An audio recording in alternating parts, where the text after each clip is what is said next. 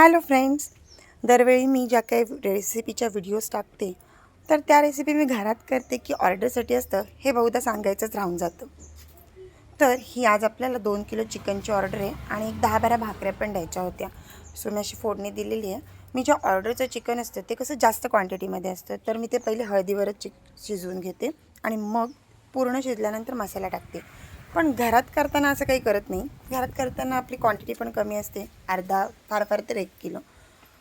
तर तेव्हा मी डायरेक्ट तेलावरती मसाल्याची फोडणी देऊन चिकन शिजवते. सो हे असं मी ह्या प्रकारे चिकन करते. तुम्ही कसं करता हे नक्की कॉमेंट बॉक्समध्ये सांगा. आणि हो, ह्याच्याबरोबर आपल्याला भाकऱ्यांची पण ऑर्डर आहे.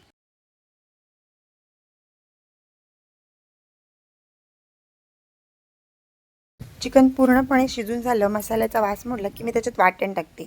वाटण फक्त सुक्या खोबऱ्याचं असतं आणि मला प्रत्येक डिशेसवरती कोथिंबीर आवडते. त्याच्यामुळे मी प्रत्येक डिशवर कोथिंबीर टाकते. आणि हे बघा, ह्या भाकऱ्या मी पाण्यावर करते, पिठावर भाकऱ्या करत नाही. ही आपली टम्म फुगलेली भाकरी. व्हिडिओ आवडली असेल तर व्हिडिओला लाईक करा, इन्स्टा पेजला फॉलो करा. थँक्यू.